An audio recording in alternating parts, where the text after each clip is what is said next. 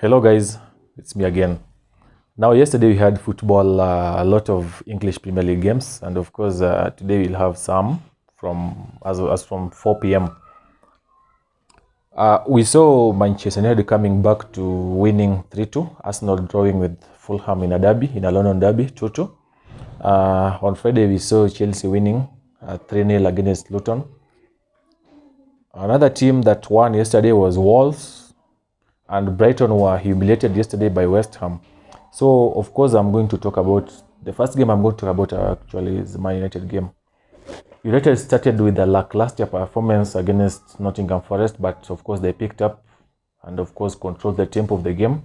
Casemiro came up so perfectly in controlling the tempo, and of course Bruno Fernandes, the captain, he did what he should be doing in the middle of the park, and of course he gave all those chances. He created those chances, which he always do.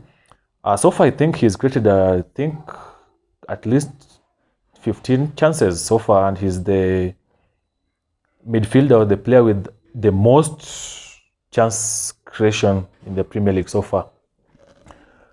When you look at the game, the goals they conceded from the first minute, or the third or the first minute, I think so, the third minute, Dalot, who played as the left back because Shaw is injured and Malacia too is injured, and we have a youngster, Fernandes, on the bench, but Dalot started as a left back, of course, out of possession, but he started poorly.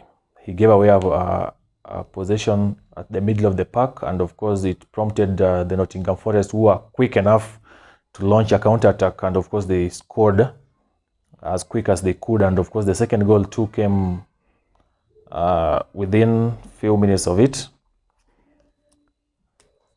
Man United picked up as quick as they could, and they controlled it so well, and of course the first goal via Rashford's assists, we left it at certain minutes to end game of Gor Mahia against Sofapaka, and of course Gor Mahia received a penalty and they scored from it, and the game ended 1-1.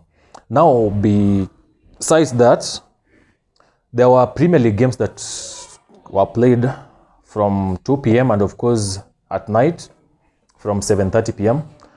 Bournemouth played against Tottenham Hotspur. That was an early kickoff, and of course Spurs won 2-0.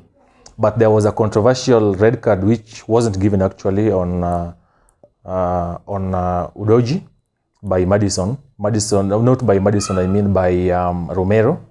Romero attempted a very harsh tackle on him, but unfortunately the VR didn't intervene, and of course he escaped the punishment.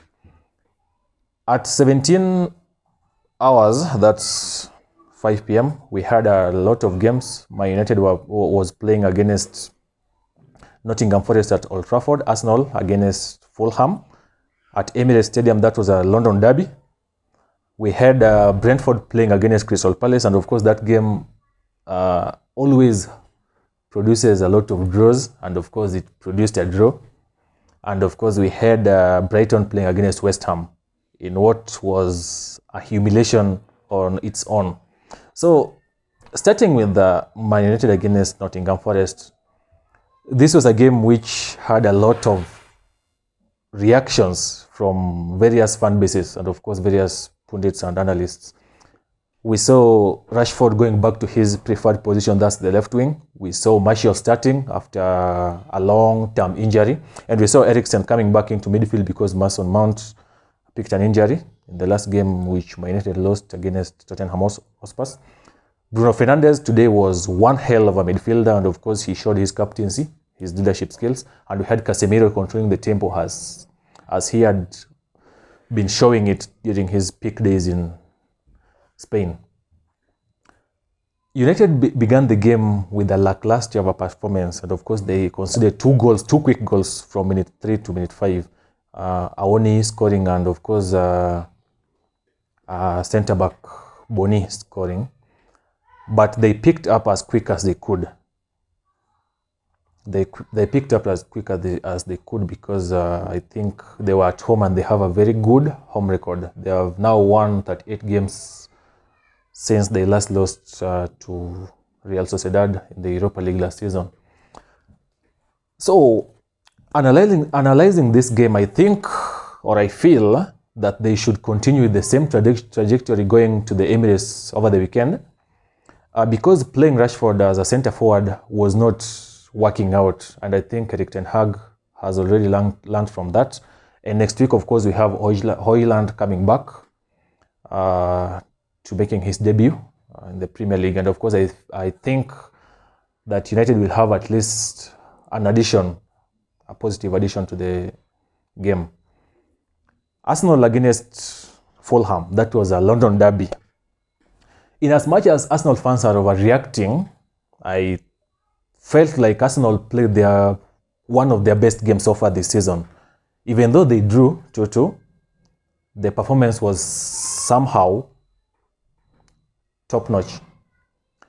Arteta is trying something new with the formation, and he's trying Partey as a fullback, of course, as an inverted right back, which so far hasn't worked out as he might want it to, but fortunately, as the league progresses, it will work out. But I think he should return Ben White to the fullback position, and of course, he shouldn't be benching Gabriel Magalhaes, because he's been one of the best centre-backs in the Premier League. Fulham, despite having a red card, they still scored via Palhinha, and it was one of a lackluster or one of a bad set-piece defending from Arsenal, and they will work on it from next week. And of course, I think they will give Man United a whole lot of pressure over the weekend. Brentford against Crystal Palace. It is a game that always produces draws, and of course it produced a draw this time again. But I feel Brentford shouldn't have conceded that goal. It was one poor defensive duties from the Brentford centre-backs, because that was a goal that they shouldn't be conceding from what we've been seeing from the formation they've been playing in and the tactical analysis that we've always done about Brentford. The final game that caught everyone's eyes was Brighton against West Ham. And I think nobody expected Brighton to be beaten by West Ham. Even though they were beaten, Brighton still played the same game they have been playing. And next week, I think they might do something that they did last season, which was to lose and then produce a very world-class performance. Antonio is still a top centre forward for West Ham, even though he might be old, sorry to say, but he is still producing some very good performances. Hold up play, good. Defensive duty, good. Striking, good. He's still there to provide something for West Ham. And the midfield, Paqueta, Alvarez, that was a very good midfield. And of course, when you add the new signing, it was a good performance. And of course, they are adding the Ajax man,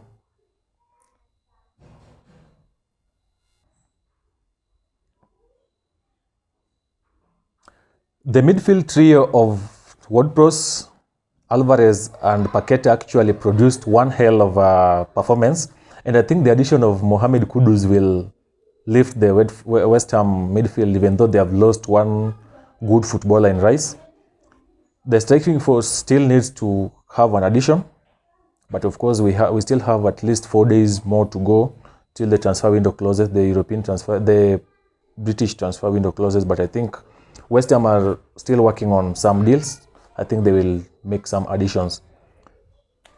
At that, I think I should stop it, and we wait for tomorrow's games. Of course, Manchester City will be playing against the newly promoted Sheffield United. Liverpool, there's a very big game. Of course, before Liverpool, we will have Burnley playing against Unai Emery's Aston Villa. That will be one good game to watch. Then at 6 p.m. we'll have the Magpies, that is Newcastle welcoming Liverpool.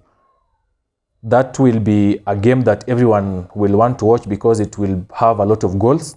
And besides having a lot of goals, there will be a lot of players to watch and enjoy and analyze. Of course, the likes of Zoboslai, that is a very good player. He plays as an 8, and he might be bringing something new in football, that we have a dribbling number 8.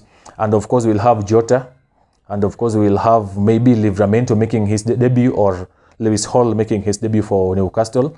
And of course, we are looking forward to seeing Alexander Isak producing the goals he's been producing. And of course, we'll hope for a very good game, which we'll analyze after the match week 3 ends. Thank you for watching, and I hope you have a good day until tomorrow.